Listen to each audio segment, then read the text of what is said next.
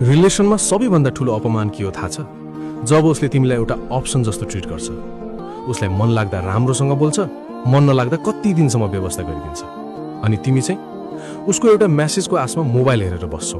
तिमीलाई लाग्छ ऊ व्यस्त होला, कामको प्रेसर होला, वा परिस्थिति मिलेको छैन होला। हो, मायामा एकअर्काको बाध्यता बुझ्नुपर्छ, सपोर्ट पनि गर्नुपर्छ, तर बिजी हुनु र वास्ता नगर्नुमा आकाश पातालको फरक हुन्छ।